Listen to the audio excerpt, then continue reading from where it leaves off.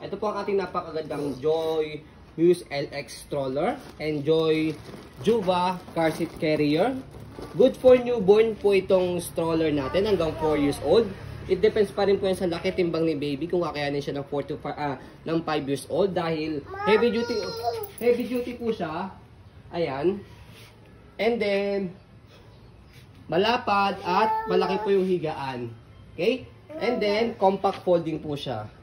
Ayan. And then yung ating Joy Juva car seat carrier, good for newborn, and then up to 13 kg po siya. So, pwedeng carrier, pwedeng manual rocker, ayan, kapag nasa living or dining area po kayo.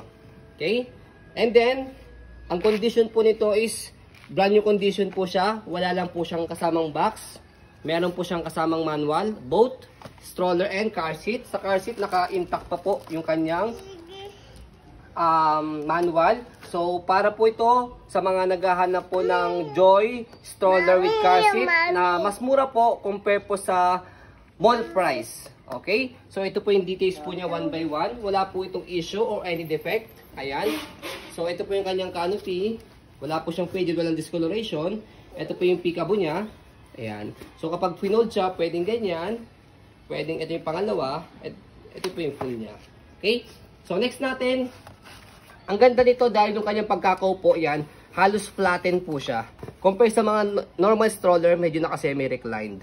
Okay, and then malapad po yung kanyang higaan. 5 harness, safe na safe si baby, wala po yung putol. Kompleto po yung kanyang harness pad. So, ayan, dalawa, saka po ito. And then, kapag nakaupo si baby, itong leg rest niya, baba nyo lang po siya. Merong kiniklik dito sa ilalim, left and right. Press nyo lang yan para bumaba. So, kapag nakahiga naman po, angat nyo lang po siya. And then, higa po natin yung stroller. So, as you can see, malapad siya and then mahaba. Ayan. And then, next natin, yung kanyang footrest. Ito po, yung tapakan po ng paa. And then, yung kanyang table or front handle. So, pagka lalagay niyo po si baby, press nyo lang po dito left and right. So, pwede naman kahit isa lang po yung tanggalin. Yan, pag ilalagay po si baby. Okay? Then, next natin, yung kanyang gulong. Ayan. As you can see, bagong-bago po yan. Easy to maneuver, nag-swivel. Kung gusto niyo pong one way lang, aangat nyo lang po ito. Yan. Wait lang. Angat natin. Ayaw niya. Yan. Angat lang po siya. Ang purpose po niya, kapag ihiheli nyo po si baby, hindi na siya nagro-rotate or nag-swivel. Okay? Baba nyo lang po ulit. Body frame. Ayan.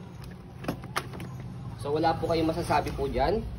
So, sa kabilang side, gulong. Okay na okay. Sa kabilang side, stopper. Tapakin nyo lang po ito kahit isa lang. Stop. Angat lang po ito para mag-go. So, basket napakalaki, good na good for groceries.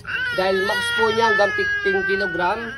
Pero much better kahit mga hanggang 12 kg lang para at least safe lang at hindi kagad masisira. Okay? Mayroon kasi kapag overload, alam niyo naman po, may tendency na pwedeng masira. Okay?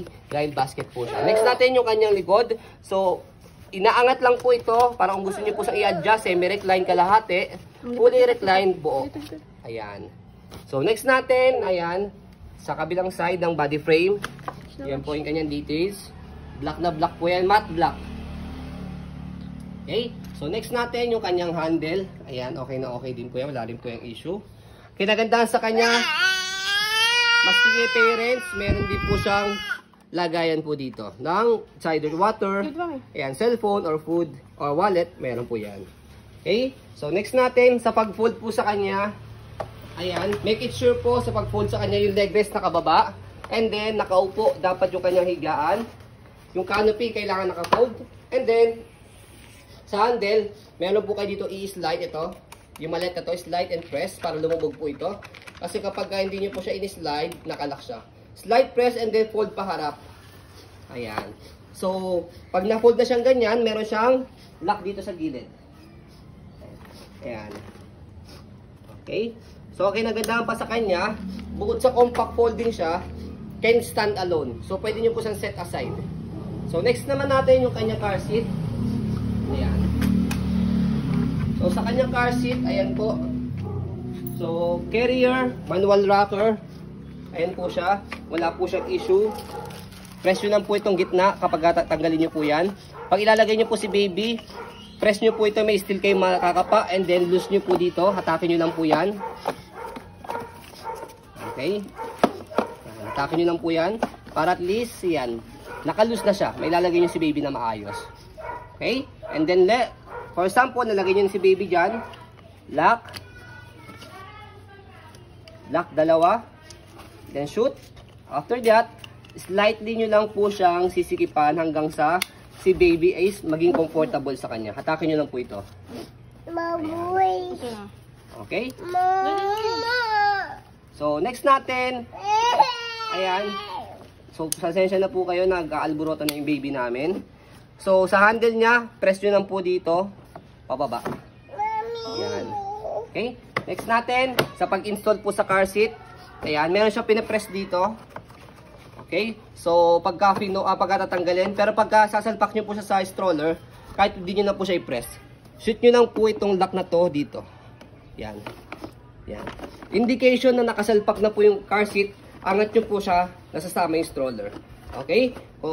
So, ganyan po yung details po niya or design po niya kapag naka-install yung car seat sa stroller. Next natin, ayan, kapag natanggalin naman yung car seat, press nyo lang po ito. And then, pag na-press nyo na siya, angat lang.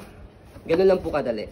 Okay? So, ayan po ang ating pong brand new condition Joy stroller and car seat. As you can see, very details po kami sa aming pong pag-video. Kasi ang aming shop policy, no refund, no exchange, what you see is what you get. So, yun po, maraming salamat. Have a nice day and God bless po.